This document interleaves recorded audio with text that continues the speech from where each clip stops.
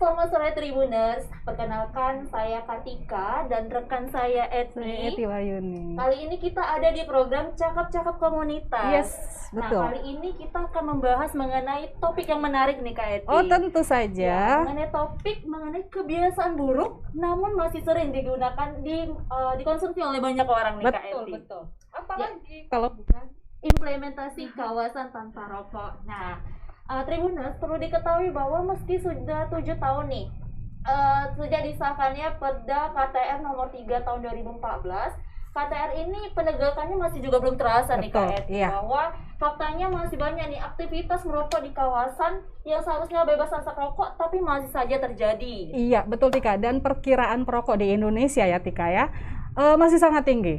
Yang lebih parahnya lagi terjadi peningkatan pada anak-anak usia remaja. Nah, di Medan, Perda KTR yang diharapkan mampu menekan angka perokok muda tampaknya tidak juga menunjukkan hal yang baik. Aktivitas merokok masih terlihat dan seperti di wilayah atau area pendidikan, tempat transportasi, pusat pasar, mal dan tempat-tempat kerja. Dan Tribuners, pada sore hari ini kita kedatangan dua narasumber. Yang pertama adalah kita panggil Bang saja ya, Abang masih ya? muda dan ganteng. Oh iya, bawaan lahir. Bawaan lahir loh ya. Iya, bawaan lain.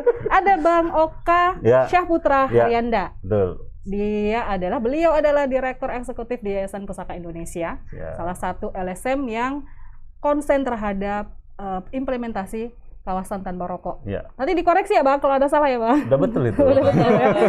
Tapi memang lembaga ini sangat fokus ya untuk pengendalian rokok ya Bang ya. Dan yang kedua Bang lagi muda Ya. dan ganteng Bang, juga. bang.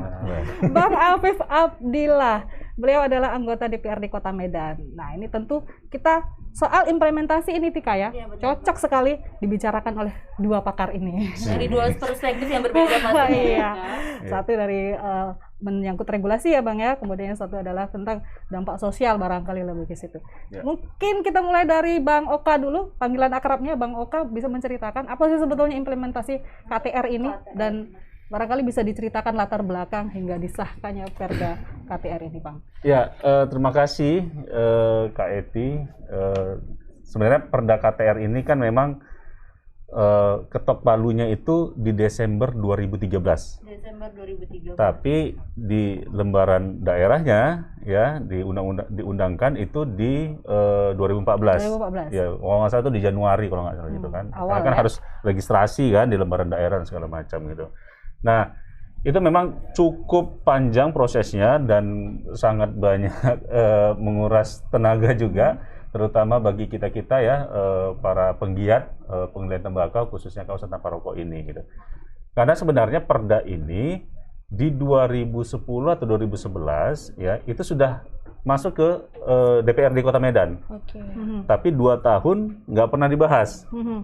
Ya biasalah ini kan sebuah produk yang cukup kontroversi juga ya. Iya. Kalau misalnya terkait soal narkoba mungkin kita bisa sepakat semua Iya, gitu betul. kan. Nah, ini soal rokok dan Rokok pasti banyak yang ada kaitannya kontra. dengan soal perilaku dan lain-lain. Iya. Ya kita tahu lah Anggota dewan banyak yang merokok. Ya, jadi proses itu juga berpengaruh terhadap lambatnya DPRD mengesahkan Proses itu. ini. Nah, kemudian Pusaka melihat ini perlu ada usaha advokasi yang kami lakukan gitu. Kami berkolaborasi dengan Pemko Medan sendiri, khususnya Dinas Kesehatan.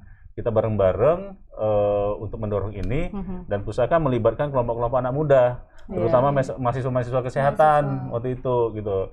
Kita melakukan audiensi, kemudian kita buat aksi lah biasa gitu ya. Kita buat aksi dan kita coba mapping politik di DPRD sendiri. Mana nih fraksi yang mendukung, mana yang tidak gitu kan. Ini gimana nih cara mempengaruhi dan segala macam. Ya mungkin ada bergening politik di dalam itu. Kita memang sejujurnya waktu itu terbantu dengan teman-teman dari PKS gitu ya. Kemudian dulu Demokrat juga membantu, termasuk dari Nasdem itu membantu gitu. Nah akhirnya alhamdulillah justru Perda ini proses pansusnya paling cepat akhirnya. Cuma 3 bulan, karena Pusaka ngebantu untuk membuat daftar inventaris masalahnya dari draft yang sudah ada. Kami dipercaya untuk melihat itu, kami merapikan draftnya itu, dan ya sudah mereka tinggal ketok palu aja. Jadi 3 bulan proses pansusnya udah disahkan langsung, gitu. ya. Iya, nah ini salah satu prestasi juga gitu ya. Nah itu usaha-usaha yang selama ini kami lakukan. Karena memang di dalam Undang-Undang Kesehatan daerah itu diwajibkan memiliki memiliki perda kawasan tanpa rokok gitu. Jadi bahasanya wajib bukan sunnah lagi gitu kan. Wajib. Nah, tingkat itu paling tinggi. Paling tinggi dan itu undang-undang gitu ya. Undang-Undang Kesehatan Nomor 36 Tahun 2009 itu menjadi landasan hukumnya gitu. Dan ya itu menjadi latar belakang dari proses panjang pengesahan perda kawasan tanpa rokok gitu ya. Dan akhirnya ya diundangkan di di 2014. Dan perda ini kan juga tidak bisa berdiri sendiri, kan ada petunjuk pelaksananya, itu melalui peraturan wali kota gitu. Nah, alhamdulillah dengan proaktifnya teman-teman di PMKO waktu itu segera mereka memproses peraturan wali kotanya. Jadi kira-kira bulan Juni itu peraturan wali kota sudah keluar. Itu sebagai pelaksanaan teknis dari perda itu. Jadi syukur kolaborasi sebenarnya dari kita CSO, kemudian kelompok-kelompok anak muda dan PMKO-nya sendiri juga proaktif juga. Ini jadi kolaborasi yang baik, kemudian mendesak ke Dewan, dan Dewannya juga menampung ini kan, oh ini bagian dari kebutuhan dari daerah, ya monggo, karena secara regulasi juga payung hukumnya sudah ada, dan tidak ada lagi misalnya alasan untuk tidak mengeluarkan kebijakan ini. Kira-kira begitu Kak? Oke, latar belakang dari perda itu sendiri. Gitu. Nah, setelah kita bicara latar belakang, mungkin kita bisa cerita bagaimana penerapannya atau implementasi tadi ya Bang. Dari Jadi ya betul, kita ke Bang Afif ini Bang. Mungkin bisa Bang ceritakan Bang, seperti apa sih Bang sejauh ini implementasi dari KTR ini? Iya, kita kalau melihat apa yang terjadi di Kota Medan pada saat ini, memang implementasinya sendiri antara jalan dan tidak. Pertanyaan kita, apakah sudah ada orang yang didenda apa belum masalah? Seharusnya ada ya. Ada, tapi saya yakin sampai sekarang kalaupun ada, paling 1 lembar juga belum habis itu. 1 lembar kertas belum habis, jadi 10 orang pun nggak ada. Jadi artinya ini tidak dijalankan. Karena kalau memang dijalankan ini harusnya bisa jadi salah satu sumber PAD kita juga sebenarnya dari 50.000 itu. Tapi apakah penindakan itu kan harus di Satpol PP. Makanya kemarin kami diskusi juga, apakah memang perdanya yang kurang, apakah kita perkuat lagi gitu. Dalam artian apakah harus ada dari anggaran bagaimana agar insentif agar perda ini ditegakkan oleh yang bersangkutan lah, dalam artian Pol PP. Kalau di Medan itu setiap penindakan pemerintah Kota Medan itu tindakan administratif itu semua di Pol PP. Tapi kalau hukum itu sanksi pidana itu ada di perda kita, itu aparat hukum. Jadi yang kita lihat sekarang tidak ada dilakukan razia khusus tentang ini. Satu, tidak pernah kita tidak pernah ya, tidak pernah ada. Ini terjadi tidak pernah. Makanya aturan daerah walaupun sudah ada perwalnya, udah ada SOP-nya lagi yang saya dengar. Di setiap dinas tetap saja menjadi artinya kayak sesuatu yang ditempel gitu aja, cuman nggak ada diterapkan gitu. Makanya aturan itu kan hanya kata-kata saja, kalau nggak diterapkan dia nggak ada punya kekuatan sama sekali. Tapi kalau diterapkan, dibuat eksekusi, ditegaskan itu harus dijalankan, maka itu punya kekuatan. Aturan daerah ini secara kekuatan hukum sudah kuat. Sudah kuat. Tapi implementasi eksekusi itu kan ada di eksekutif yang mengeksekusi semuanya. Makanya kami mendorong agar ini benar-benar dilakukan. Kalau di lingkungan kami di DPRD itu sudah dilakukan.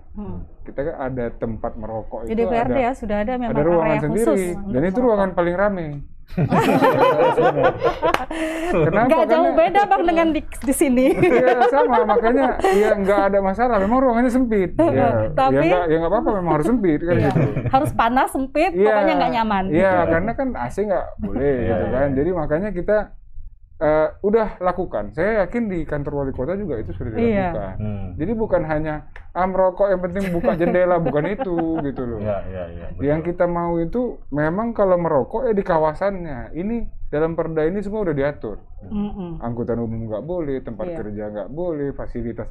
Ada beberapa tempat yang memang tidak boleh, pendidikan dan lain sebagainya. Itu kan nggak boleh, rumah sakit. Bahkan kemarin wali kota kita kemarin sidak ke salah satu rumah sakit yang KTR, puntung rokok ada.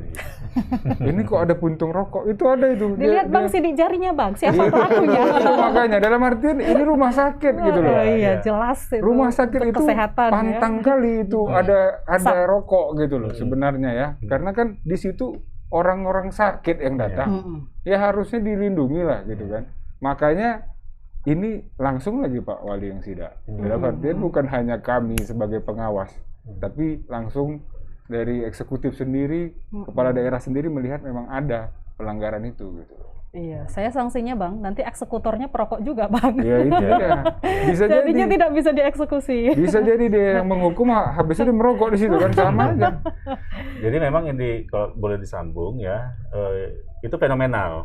Fenomena yang terjadi itu yang sampai dibilang Bang Afif tadi gitu ya.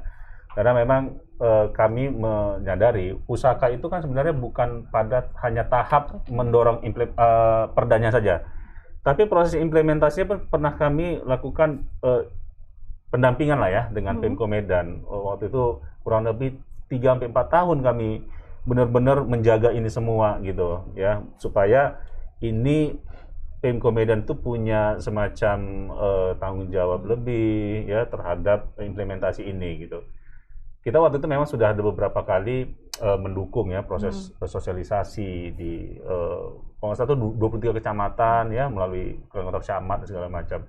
Memang persoalannya kan sosialisasi itu nggak bisa hanya sekali cukup udah kami udah sosialisasi ini nggak bisa, harus terus menerus. Iya. Nah sosialisasi itu pola komunikasi itu kan harus berkesinambungan terus.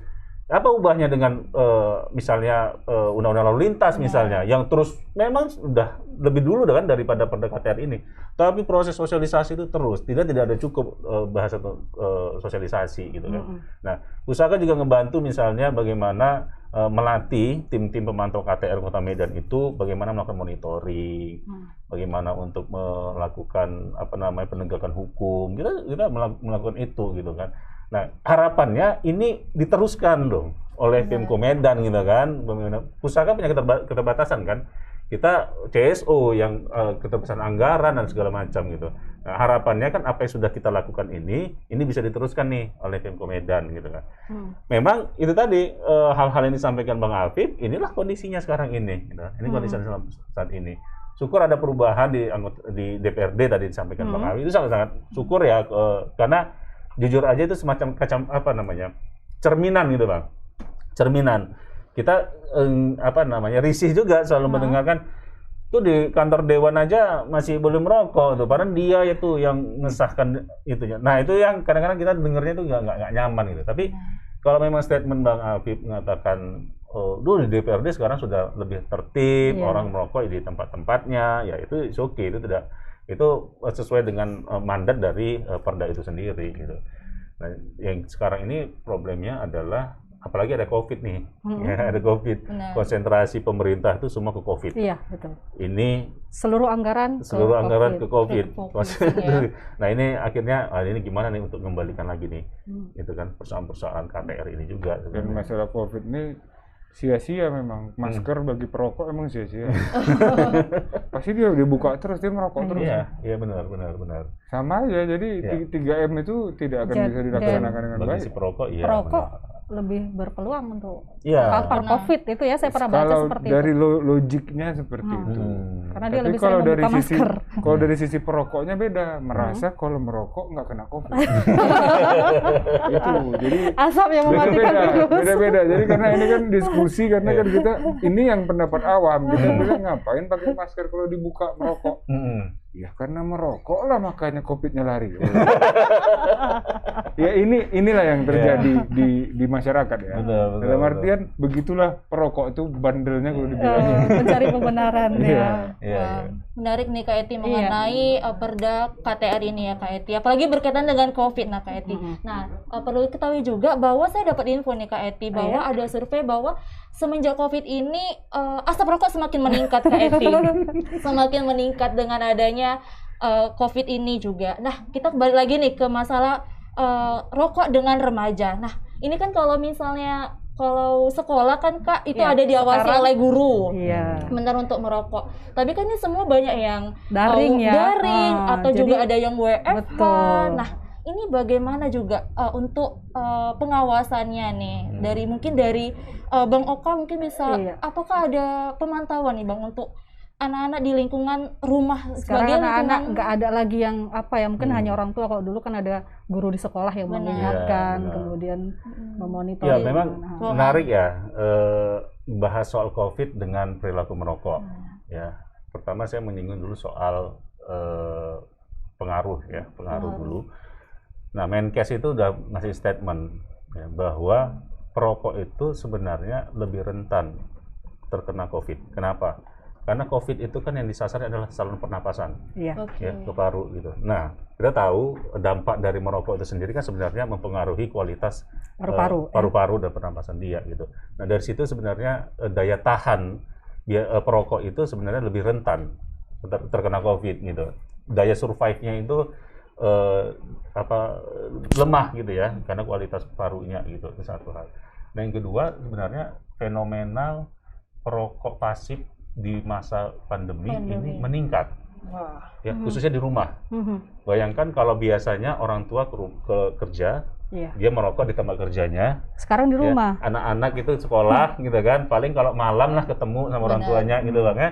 Nah, tapi sekarang anak-anak itu di rumah dijejali oleh asap rokok oleh bapaknya. Tingkat stres orang tua tinggi, merokok makin tinggi. Dari pagi sampai malam merokok terus di rumah gitu kan. Nah, paparannya semakin tinggi. Semakin tinggi Ya. Nah, ini juga sangat mengkhawatirkan terkait soal anak sebagai perokok pasif.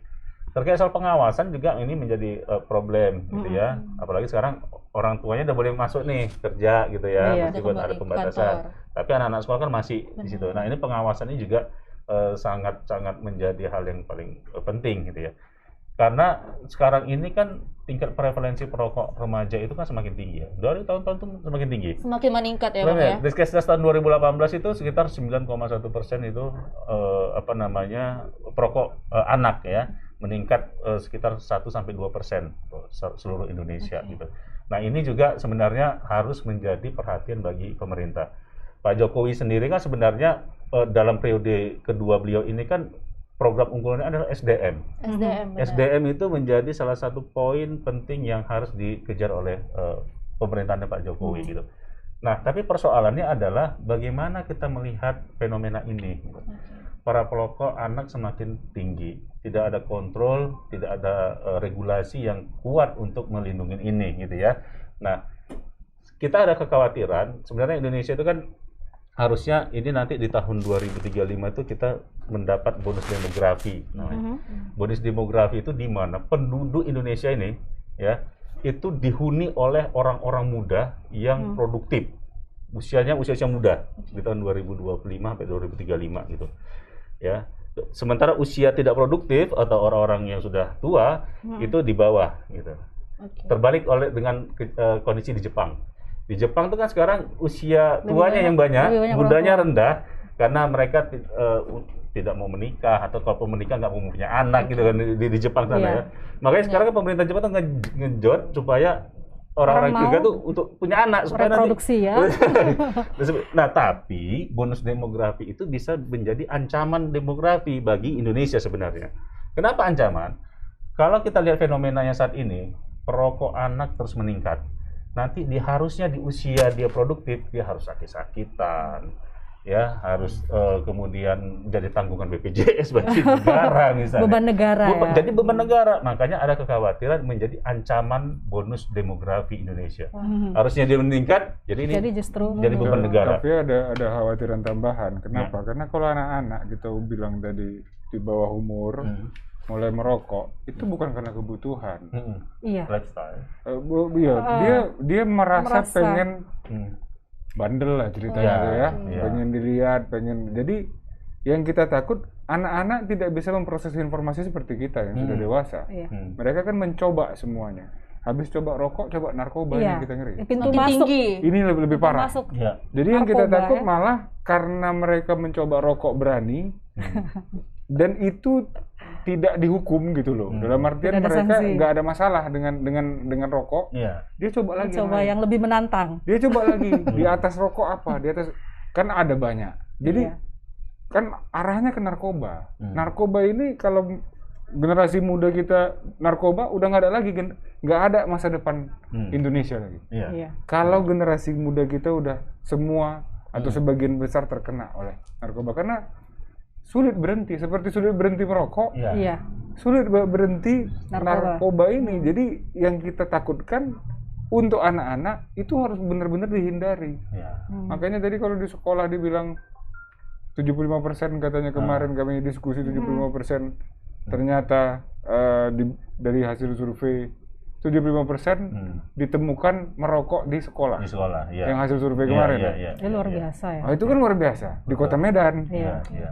Artinya belum berjalan ini. Hmm. Belum berjalan dengan baik peraturan daerah ini. Makanya kemarin kita bahasnya memang bagaimana agar ini bisa diimplementasikan atau kita tingkatkan lebih ketat lagi di aturannya, kita revisi kembali.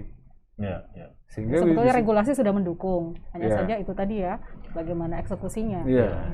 Di tingkat eksekusi memang ya lagi-lagi kan tadi soal rokok ini para pengambil kebijakan juga merasa terganggu mungkin gitu ya ketika ini, karena itu habit kan, soal habit yang kemudian harus diatur gitu kan, itu kan bukan hal yang mudah juga gitu bagi pengambil kebijakan gitu. Itu mungkin salah satu faktor juga kenapa perda ini kemudian Susah untuk diimplementasikan gitu. Tapi kan sebenarnya kenapa di daerah lain bisa, sama-sama Indonesia loh gitu kan. Misalnya Bogor, Iya, Kota coba Bogor. kita cerita di mana itu Bang Kok di Bogor. Kota Bogor itu kan jadi salah satu best practice dalam implementasi KTR di Indonesia. Best practice ya Bang. Ya, Wow. kalau mau lihat implementasi KTR yang baik itu adalah di Bogor. Seperti apa? Gambarannya mungkin bisa diceritakan. Nah, mereka itu sudah ada agenda rutinitas bagi SKPD terkait untuk melakukan monitoring betul-betul ke kawasan-kawasan sesuai dengan tupoksi dia. Misalnya Dinas Pariwisata bagaimana mengawasi hotel-hotel, restoran gitu kan. Mereka tertib dengan itu. Kemudian proses tipiringnya, tindak pidana ringannya itu, mereka sudah memang terjadwal dengan baik. Dan mereka punya mobil, Bang. Mobil tipiring namanya. Nanti mobil tipiring itu, dalam mobil itu ada meja hakim, jaksa, dan segala macam. Jadi kayak mengurus SIM keliling itu, mereka ada mobil itu. Ini kita mau lakukan tipiring di satu kawasan gitu. Udah parkir mobil di situ, tim survei ke mana-mana, ada yang ketangkep dibawa ke situ. Oh. Nah, itu menarik sebenarnya itu. Itu yang Jadi diputuskan di tempat gitu ya. diputuskan di tempat gitu kan, sudah ada langsung fasilitas itu. Nah, kemudian di Bogor itu tidak lagi ada iklan promosi dan sponsor rokok. Tidak ada lagi ya, Tidak ada lagi. Kalau ke Bogor tuh nggak pernah lagi kita jumpain tuh billboard rokok yang ada iklan-iklan rokoknya. Itu tidak ada lagi di Bogor sana. Di Bogor, Kulon Progo, kemudian Kelungkung daerah Bali ya, kemudian di Sawah Lunto di Sumatera Barat, itu tidak ada lagi mereka menerima iklan promosi dan sponsor rokok. Agak berat kayaknya itu. Itu sangat ideal sekali menurut kita, karena itu bagian dari upaya untuk melindungi anak, untuk mencegah preferensi anak ya, cara-caranya begitu. Yang dibilang Bang Afif tadi, anak-anak merasa merokok itu keren, bangga. Itu kan kayaan ya. ya itu kan image memang kan yang diciptakan gitu kan. Kemudian dia dianggap merokok hal yang biasa karena orang tuanya di rumah merokok, guru ngajinya mungkin merokok gitu ya kan. Tokoh-tokoh panutannya juga merokok. Merokok bisa di mana aja, dia bisa beli ketengan malah gitu ya, gitu. Dan nggak ada larangan anak-anak membeli rokok itu. Ya. Itu sebenarnya kan lingkaran situasi sosial yang mempengaruhi anak-anak tadi itu merokok. Benar dalam Bang Afif, sebenarnya merokok itu nggak butuh anak-anak itu. Tapi di peraturan daerah iklan luar ruang sebenarnya perda kita sudah ada aturan soal iklan luar ruang tentang merokok. Tapi memang masih abu-abu. Bang. Saya baca Belum itu tegas, perdanya ya? masih abu-abu. Jadi di situ kesempatan kita merevisi kan. Iya. Merevisi bagaimana agar lebih tegas peraturan daerah tentang iklan tersebut. Iklan luar ruang kan memang bisa kita atur di Kota Medan. Tapi kan ada beberapa iklan lain yang tidak bisa kita atur. Tapi kalau khusus luar ruang itu memang domainnya kita. Jadi setelah itu ya tadi peningkatan denda itu yang saya bilang. Kadang 50.000 ini yang narek juga, yang dalam artian yang mau menghukum juga Bang. 50.000 perkara 50.000 ini berantem rasanya nggak cocok lah gitu kan. Tapi kalau 500.000 itu yang saya pikirin kemarin. Apakah kita naikkan angkanya? sampai dengan sekian. Dan yang paling penting pengelolanya, gedungnya. Ya, benar. Itu jauh lebih penting dibanding Betul. orangnya. Betul. Iya. Karena dia bisa nerima, oh Pak, saya nggak bisa Bapak merokok di sini, saya yang kena Tapi denda, mungkin Pak. ada juga kekhawatiran Bang bahwa penegakan ini akan menjadi pintu masuk terjadinya korupsi atau suap begitu. Itu gimana Bang? Mungkin bisa antisipasinya seperti apa? Iya. Ada Kalau pintu masuk pasti ada, tapi ini nanti Bang Oka jelaskan itu kan ada aplikasi kemarin ada yang mau di launching, itu kan bisa ngelaporkan orang yang merokok transparansinya ya. tidak pada tempatnya. Malah kami maunya gini, kalau bisa dalam peraturan daerah tersebut juga yang ngelaporkan dapat juga dapat insentif. Seperti sebenarnya peraturan daerah kita tentang sampah, Perda sampah kita sudah ada. Yang melaporkan itu dapat. Jadi Jadi biar itu semangat dapat ya, Bang. persentase ya. Bisa dapat kalau banyak itu bisa dapat sampai jutaan itu. Itu bisa jadi profesi kalau begitu. Sebenarnya kalau itu dijalankan, itu ada pasti ada yang berprofesi nongkrong di Khusus karet. monitor Iya, orang-orang. kalau ini buang, oke, foto lapor. Foto, videoin. Ini sebenarnya bagus. Kenapa? Pengawasan itu tidak mungkin bisa dilakukan oleh seluruh aparat. Betul. Aparat mengawasi habis-habisan juga tidak cukup. Tapi kalau seluruh masyarakat ikut mengawasi, itu jauh lebih baik. Iya. Tapi memang kan harus ada pemanis. Ya itu tadi, oh kok ngerokok di sini gitu. Itu kan dia kalau nggak ada insentif, biarin lah ngerokok. Nggak peduli ya. Ngapain gara-gara dia nanti jadi masalah. Kan gitu. Iya. Ini yang kita mau, bagaimana agar kita bisa lakukan itu seperti peraturan daerah tentang sampah itu. Iya. Jadi bisa dilakukan walaupun perda sampah juga eksekusinya masih kurang juga Iya. di Kota Medan ini. Tapi tetap aja aturan daerah itu bisa ditegakkan. Itu tinggal dari pemangku kebijakan, pimpinan pada saat ini. Jadi kalau pada saat ini wali kotanya tegas, pasti ini berjalan. Iya. Kalau di kami di DPRD ini posisi kami kan mengawasi apakah ini dijalankan apa tidak. Dan sosialisasi peraturan daerah itu selalu kami lakukan setiap bulan. Setiap bulan kami selalu ada penjadwalan mengumpulkan masyarakat.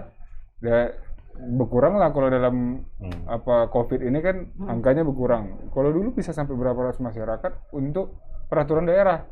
Bisa tentang KTR, bisa tentang sampah, tentang kesehatan masyarakat dan sebagainya. Jadi sebenarnya bukan kurang dari pemberitahuan itu. Jadi kayak kemarin dari Dinas Kesehatan juga setiap hampir 21 kecamatan dilakukan sosialisasi tentang rokok, kawasan tentang rokok KTR dan bahayanya merokok, ya kan? Tapi tetap saja tidak berefek kalau aturan ini nggak ditegakkan. Ya, benar. Jadi kita harus fasenya itu pertama harus memberitahukan, memberikan kabar. Kedua beri peringatan, ketiga baru sanksi. Turunkan azab. Turunkan aja. Itulah kira-kira. Itu baru berjalan gitu loh. Kalau tidak, ya bagaimana? Kalau cuma sosialisasi ini ngomong. Coba himbauan saja ya Iya. sudah jalan terus ya. Iya.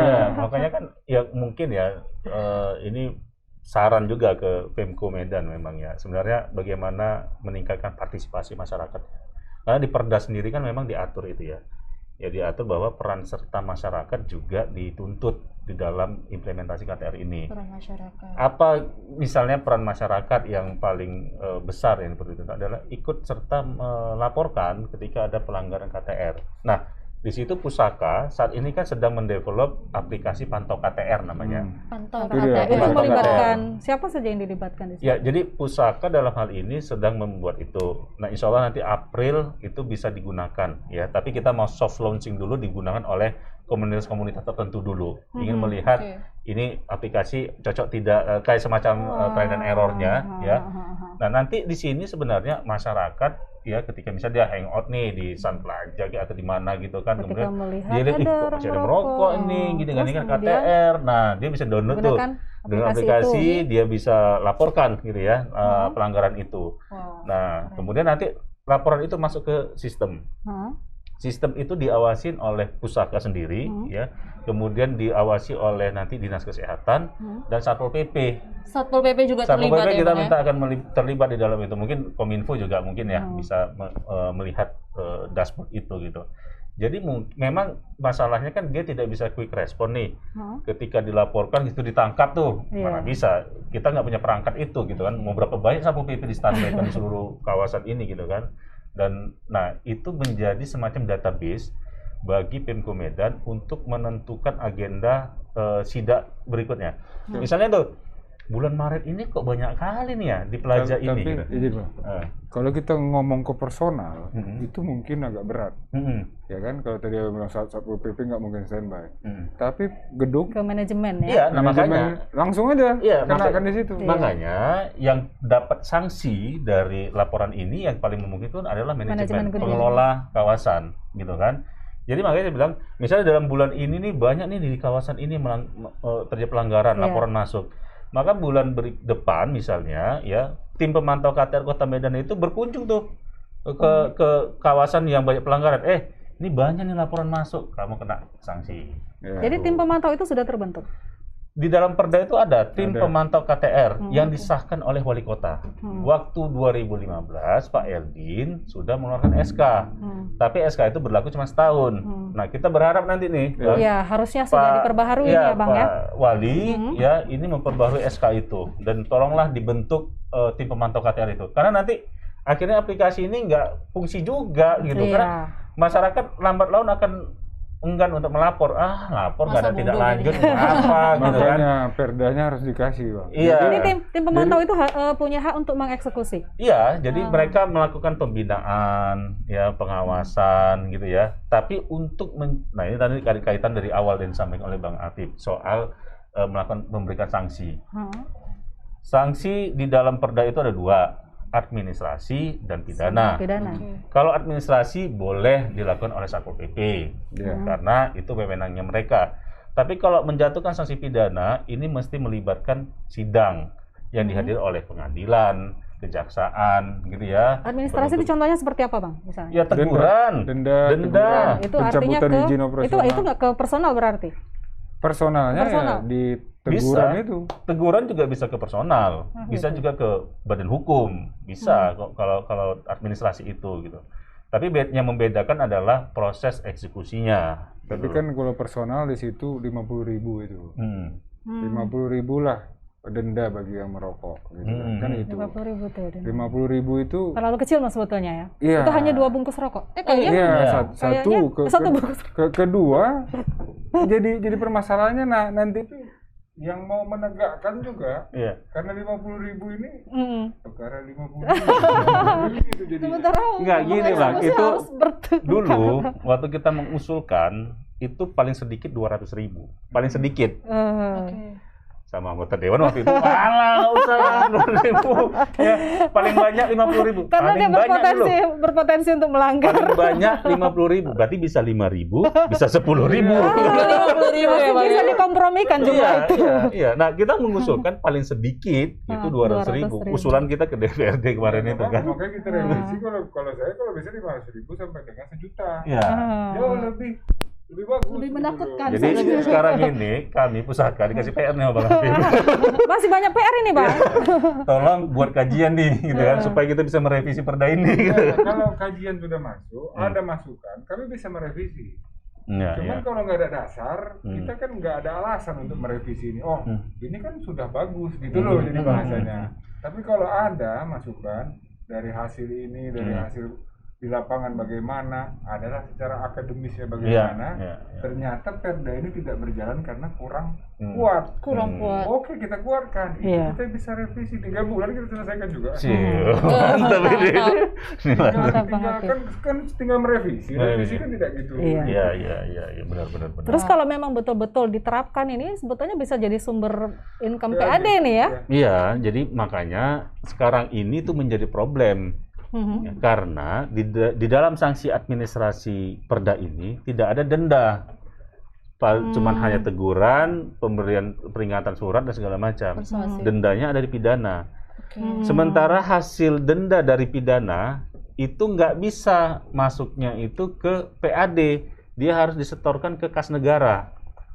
Kalau melalui proses pidana, karena melibatkan hakim dan Iya, lain-lain. benar. Nah, jadi hasil denda itu ke kas Ke negara. kas negara. Komplain dong Bapeda misalnya atau Pemko Betul, Medan. betul. Ngapain capek-capek Kita gitu ya? capek anggarkan untuk implementasi, Iya. tapi Uangnya hasilnya nggak ke Iya, kantong kita nggak ke gitu kita. ya. Ini bukan soal persoalan untung rugi, enggak ya. Bukan kita memanfaatkan pelanggaran itu untuk PAD, bukan. Tapi itu suatu hal yang lumrah lah. Iya. Itu suatu analogi yang baik. Nah, makanya revisi yang ditawarkan Bang Afif, bagaimana administrasi itu juga memasukkan denda, sanksi denda. Jadi dieksekusi oleh Pol PP misalnya, denda itu masuk ke PAD.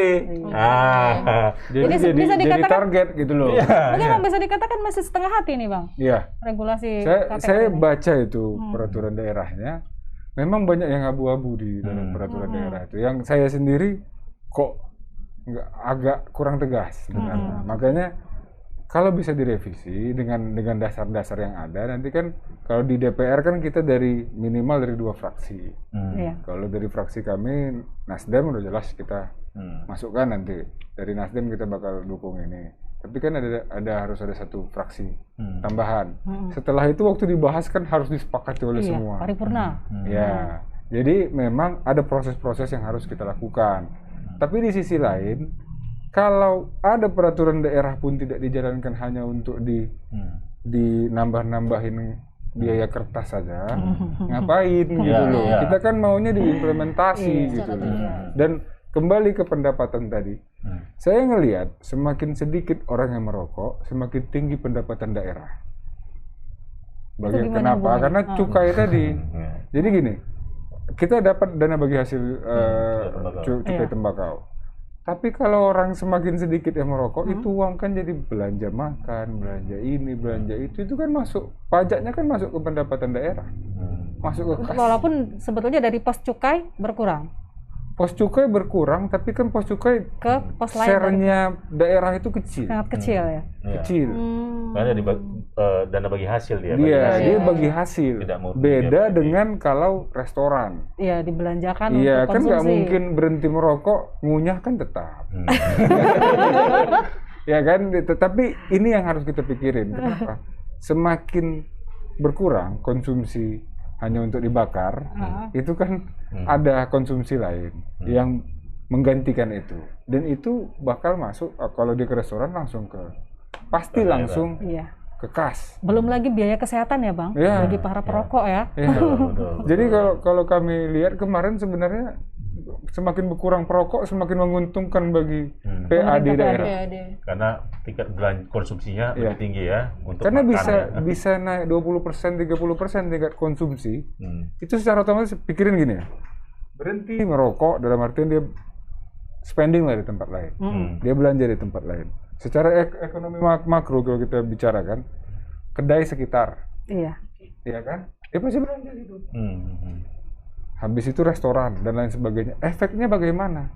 Semakin dia spending bukan ke rokok, tapi spending ke sekitar, dia belanja ke sekitar. Ekonomi di sini semakin tinggi, semakin kuat. Ya. Membantu akhirnya menambah tenaga kerja dan lain sebagainya. Membantu ekonomi Kota Medan Iya. secara keseluruhan. Jadi kekuatan dan- ekonomi kita tuh harus dari masyarakatnya. Iya, iya, Memang iya. kalau masyarakatnya tidak kuat secara ekonomi, memang bakal berpengaruh pada pemerintahnya. Tapi kalau konsumsi rokoknya berkurang, secara otomatis ekonominya pasti menambah.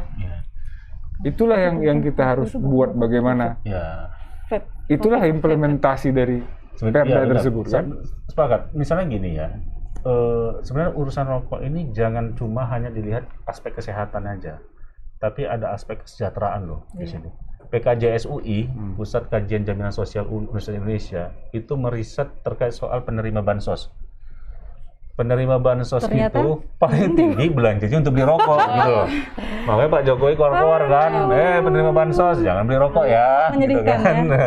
Nah, jadi bagaimana kesejahteraan itu bisa pulih ya kalau belanja keluarga ini itu nomor 2 terbesar tuh belanja beli rokok loh. Ya, Setelah kadang beli- dia susah makan, Iya, setelah Tapi dia bisa beli rokok. Makanya dia harus beli rokok, ya. Nggak peduli yang namanya gizi anaknya, Iya. biaya pendidikan anaknya, dia nggak peduli. Yang penting beli Dia rokok. peduli yang penting rokok. Iya, Rokok jadi yang iya, paling misalnya utama. salah satu profesi misalnya, ya, seberapapun dia dapat hari itu, yang paling utama kalau dia bisa perokok, yang Beli paling rokok. utama tuh beli rokok Beli pasti. rokok. Pos pengeluaran paling tinggi rokok.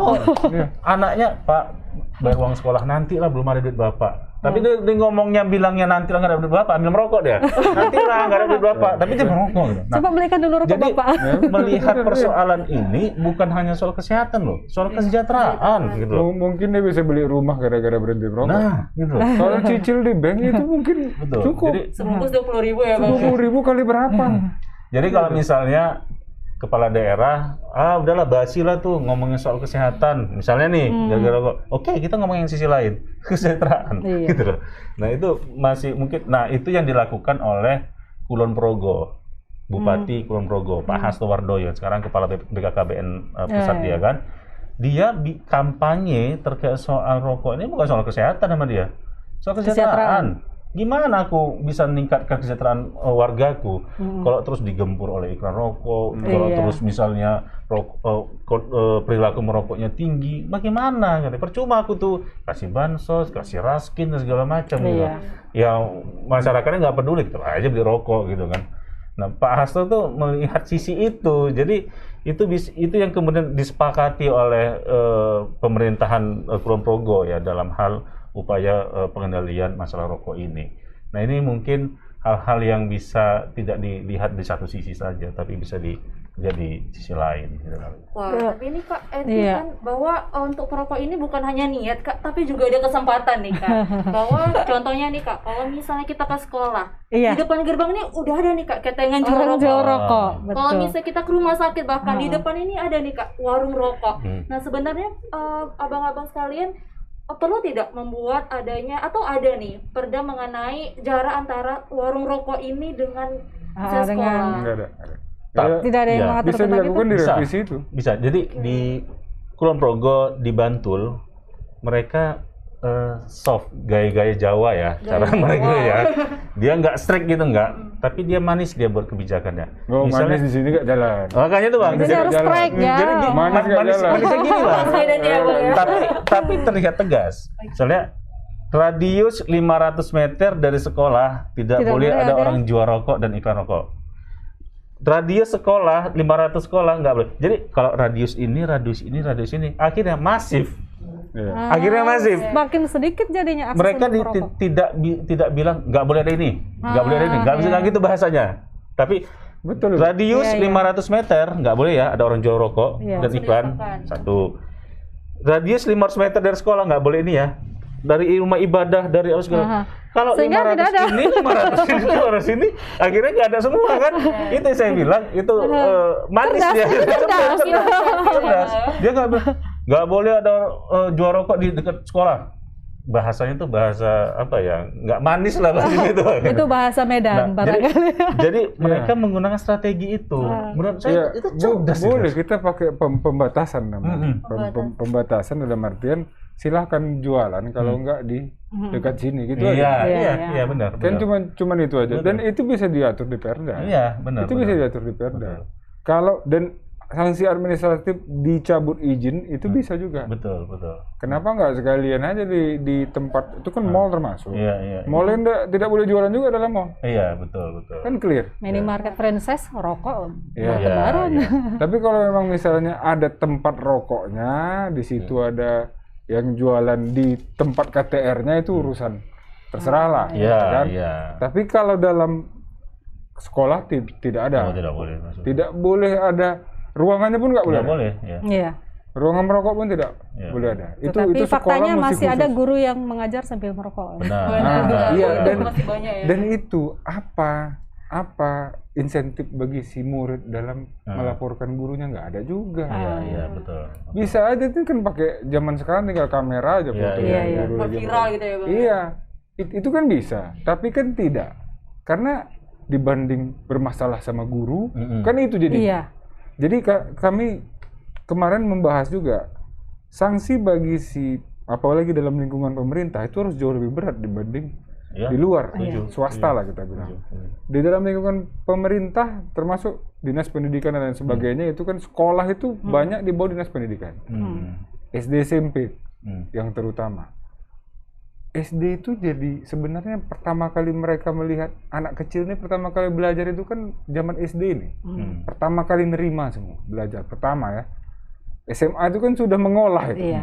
Sudah mulai Sudah bisa memfilter ya. beda. Makanya harusnya di sini jauh lebih tegas kita. Jauh lebih tegas di sini. Jadi gurunya sendiri harus radius sekian meter baru bisa ngerokok. Ya. Kalau enggak harus ada sanksi, ya setidaknya dipindahkan lah atau bagaimana.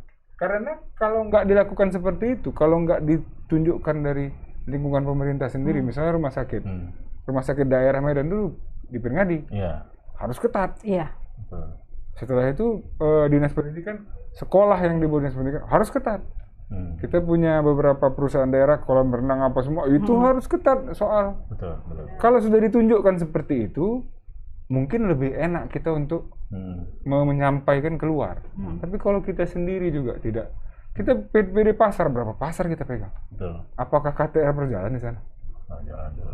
Di dalam coba masuk pasar. Wah. Kalau nggak puntung rokok semua isinya. Tempatnya ya. Iya. Itu dia. Jadi makanya kembali kita ingin sanksi itu berat ke dalam juga. Iya. Lebih ke aparat tadi Ya, kenapa? Karena kalau berat ke dalam jadi contoh. Berapa PNS yang ada di Kota Medan ini kan bisa jadi contoh. Iya. Jadi harus kembali ke sana dan tadi radius itu sangat bisa diatur, Bang. Iya. Ini Berarti masih tugas- banyak nih Bang kerja Enggak, dari ini tugas Pusaka tugas abang Indonesia nih. untuk Tugas Bang Oka nih, kayak mana bikin itu supaya Iya. masukkan ke kita. Ya. Kita nanti tinggal dorong. Ya, lanjut. harus Kami direvisi kalau nggak ada berarti dasar tadi ya. nggak Ada bisa, beberapa gitu. poin yang harus Betul, dimasukkan betul, lagi betul. tadi. Iya. Ya, kalau saya pribadi saya siap. Ya. Hmm. Mantap. Nah, soal reward ini menarik ya. Mungkin kalau reward kepada orang yang melaporkan, ya mungkin perlu dipertimbangkan. Tapi saya kok lebih setuju reward bagi si pengelola yang sudah berhasil memastikan kawasan dia itu Bebas. bebas rokok atau KTR, gitu kan.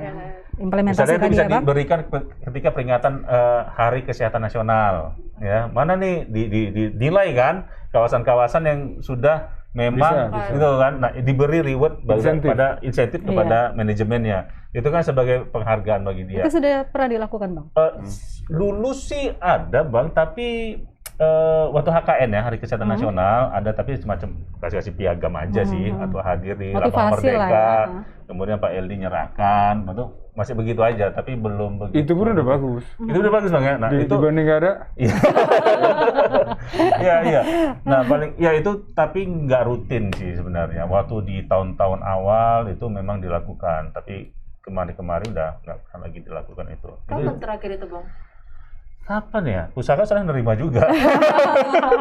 Terakhir 2000 berapa ya? 2017 kali ya kalau nggak salah. 2017 kita masih Berarti sekitar 4 tahun yang lalu. iya masih terima itu sih sebenarnya. Kita sebagai penggiat kan. Nah, kemarin itu manajemen Sang Plaza diundang untuk nerima. Sebenarnya penghargaan insentif itu. bisa diatur di peraturan daerah, Nah, tapi itu, ya. angkanya disesuaikan dengan kemampuan keuangan daerah pada saat itu. Mungkin itu insentifnya keringanan ya dalam hal administrasi misalnya kan, bukan bisa.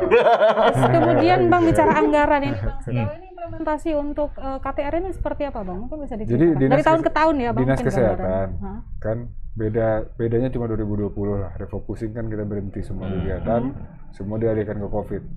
Tapi untuk sebelumnya sama 2021 itu sosialisasi tetap ada. Saya udah cek di anggaran, itu ada. Cuman makanya kemarin kami bertanya, apakah ada insentif bagi Pol PP dalam menerapkan? Karena ini lumayan berat. Beda dengan perda-perda yang lain. Ini Iya. perdanya orang ini. Heeh. Jadi apakah bisa kita gabung dengan perda sampah? Misalnya insentif bagi Pol PP dalam menindak yang sampah, membuang sampah sembarangan dan melanggar KTR. Jadi apakah bisa kita gabung? Apakah bisa kita berikan insentif kepada Pol PP-nya dalam penegakan? Karena memang itu dia yang kita butuhkan dan itu di anggaran. betul. Anggaran itulah yang nanti kita angkat sehingga jadi motivasi bagi si Satpol PP sendiri untuk melaporkan, karena mereka bisa lapor langsung tindak. Beda dengan masyarakat cuma bisa lapor, tindak harus di mereka. Jadi anggaran itu yang saya lihat selain sosialisasi. Tapi kalau nggak ada peraturan daerah tadi, radius dan lain sebagainya, itu memang jadi betul. apa ya, jadi nggak ada rasa gitu ya. Ini juga bisa sebetulnya Bang Afif bisa mendorong ya Bang untuk supaya anggaran untuk implementasi KTR ini bisa ditingkatkan lagi ke depannya Bang. Caranya dengan insentif, karena bukan aturan daerahnya, aturan daerah sudah ada, tinggal penegakan. Makanya kita nggak mungkin bicara nggak ada insentif, apalagi kalau Pol PP-nya itu keliling hanya untuk mencari itu, masa kita nggak ada kasih, kalau dalam bahasa gitu Bang capek lah bilang. Kan?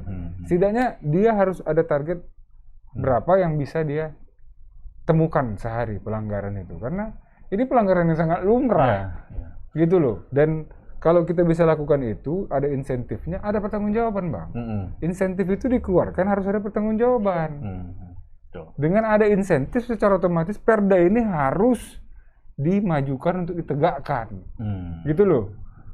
Karena kami pasti bertanya, bagaimana anggaran yang kami berikan untuk insentif itu, berapa yang sudah kalian temukan, berapa yang sudah kalian tindak, pasti kita minta. Tapi kalau semua perda kita ngomong secara umum itu berat kita, karena ini digabung dengan IMB dan semuanya, AMDAL, ini kan banyak perdanya, lingkungan hidup, kesehatan kan banyak. Jadi itu kan secara keseluruhan, oh kami sudah menindak sekian bangunan, katanya, sekian perusahaan yang melanggar AMDAL. Jadi bergabung sama KTR dan sampah. Kalau bisa kita samakan, kalau bisa kita pisah, yang ini sendiri. Kan lebih enak. Kita minta pertanggungjawabannya sendiri. Artinya kami kasih kalian sekian, kalian harus memberikan sekian minimal tindakan. Dengan begitu ada pertanggungjawaban. Jadi kan kita melihat bagaimana cara bisa bertanggung jawab masing-masing perangkat terhadap peraturan daerah yang ini. Gitu. Ya, dan mungkin juga tambahan Kak Eti, mestinya pola roadmap-nya Pemko Medan dalam hal implementasi ini harus jelas juga. Maksud saya roadmap itu ada milestone ya. Misalnya milestone pertama, setahun awal kita menyelesaikan yuk sektor pendidikan. Kita nggak mungkin kan secara 7 kawasan itu sekaligus kita ini. Nah milestone itu harusnya dibentuk. Nah nanti tahun ke depan, oke, pendidikan udah selesai nih ya, udah bagus penerapannya. Setelah disurvei, tingkat kepatuhannya misalnya 90%. Nah, itu kan bagus tuh. Oke, next. Milestone kedua, kita mana nih? Kita mau ini, pelayanan kesehatan misalnya kan. Nah, begitu mestinya harus ada milestone itu. Itu mungkin lebih goal lah ya, goals-nya dan exit strateginya seperti apa? Itu mungkin bisa diterima oleh teman-teman di Bapeda misalnya kan. Kalian sebenarnya mau kayak mana sih skemanya gitu loh. Bapeda ini terlalu besar gitu kan. Kok semua tuh nggak fokus gitu kan. Nah, itu bagi orang perencana kan sangat logis akhirnya kan. Oh iya ya, oke kita support ini. Kita tahun pertama inter gitu. Nah, mestinya Pemko Medan dalam hal ini mungkin Dinas Kesehatan ya dan Pol PP itu punya perencanaan seperti itu. Teman-teman DPRD juga mengontrolnya misalnya lebih gampang. Loh, kan tahun ini nih fokusnya. Gitu. Ini bagaimana ini? Nah, DPRD bisa mengevaluasi nih, gitu kan? Sebenarnya yang paling enak evaluasi itu, Bang. Evaluasi anggaran. Kalau kami ya di DPRD ya, kalau sudah diberikan anggaran, kita minta laporan pertanggungjawaban itu bisa keras. Tapi kalau hanya laporan pertanggungjawaban lisan, itu bisa ngarang dia. Jujur, kita di dalam banyak yang ngarang gitu kan. Tapi kalau angka dia tidak bisa ngarang. Dia tidak bisa ngarang. Ini sekian, minyak sekian. Ini minyak kemana aja? Bisa kita tanya. Terukur dia ya. Iya, makanya kenapa kita insentif itu? Kenapa kemarin kan saya berpikir juga. Gimana supaya ada pertanggungjawaban? Ya memang harus ada angka yang kita berikan. Karena angka tidak bisa bohong, Bang. Betul. Orang bisa bohong. Tapi angka enggak. Bang, bicara semakin menarik sepertinya ya. Memang nggak habis-habis kalau. Seru ini. Seru. Tapi kita terbatas waktu. Iya. Jadi mungkin yang terakhir ada closing statement dari masing-masing narasumber kita. Dari Bang Oka dulu, Bang, kira-kira mungkin harapan ke depan. Ini masih banyak PR loh, Bang, untuk implementasi. Sebenarnya PR-nya ke Pemko ini. Ke pusaka hanya membantu saja misalnya. Ya, tapi paling tidak begini, sebenarnya punya harapan dari posisi wali kota yang sekarang. Ya, beliau adalah orang muda. Ya, pasti cara pikir mudanya sangat didahulukan gitu. Sangat logis untuk melihat persoalan ini. Harapan kami sebenarnya wali kota bisa mengambil peran, ya, karena kalau ada pimpinan yang mengambil peran, bawahan tuh pasti ngikut, kan begitu kan. Nah, tapi akan tidak nyambung misalnya bawahannya yang ngambil peran, atasannya enggak nih, ini bakal nggak nyambung gitu kan. Nah, makanya kami berharap kepada wali kota Medan saat ini yang sangat muda masih, ya kita bisa berkolaborasi kan tagline-nya wali kota kan kolaborasi nih, oke kita berkolaborasi dalam isu ini gitu kan. Ini konteksnya perlindungan anak dan perempuan misalnya. Kami berharap komitmen ini bisa dipegang oleh wali kota, dan karena ini sudah peraturan daerah dan mestinya ini harus diterapkan dengan baik. Saya rasa itu. Kalau dari Bang Rafiq, Bang, silakan Bang. Ya, kalau saya paling penting adalah pertama di usia muda ini harus dihindari yang namanya rokok dan pendidikan tentang rokok. Kesadaran itu harus mulai dari bukan hanya anaknya, tapi dari orang tuanya paling utama. Jadi kita juga meminta dari DPRD, kenapa? Karena kita membuat peraturan daerah, tetap aja perlu keterlibatan masyarakat di dalamnya. Masyarakat dalam artian apalagi kita bicara soal anak-anak yang merokok. Makanya kita berharap masing-masing dari masyarakat sendiri bisa memberikan contoh yang baik, bukan hanya dari yang pimpinan di dalam kota, iya itu Pak Wali Kota kita, tapi kalau pimpinan di keluarga ada orang tua masing-masing. Anak itu hanya melihat dari orang tuanya. Kenapa saya tekankan di anaknya? Kadang karena sayang sama anak, orang bisa berhenti merokok. Jadi saya harap ke depan masyarakat ini jauh lebih aware tentang rokok ini berbahaya, di mana kawasan tanpa rokok itu bukan untuk membatasi perokok, tapi untuk melindungi kita semua. Dan merokok itu tidak ada gunanya bahkan bagi si perokok. Yang ada rugi bagi si perokok dan orang sekitarnya, termasuk keluarganya. Jadi mari kita terapkan KTR ini dengan baik, dan bagaimana penegasan, mari kita awasi KTR ini biar bisa berjalan dengan baik juga. Dan bukan hanya di 7 tempat tadi itu saja, tapi juga di lingkungan rumah sendiri. Yang kita harap dengan adanya KTR ini bisa mengurangi orang-orang yang sakit karena rokok, baik itu perokok aktif dan pasif seperti anak-anak di dalam keluarganya. Sekali lagi, yang kita himbau adalah mari kita pikirkan generasi ke depan kita contohkan yang baik. Insya Allah Medan bisa berkah. Amin. Ya, bahwa KTR ini, Perda KTR ini gak hanya kerja pemerintah saja, tapi juga masyarakatnya bersinergi.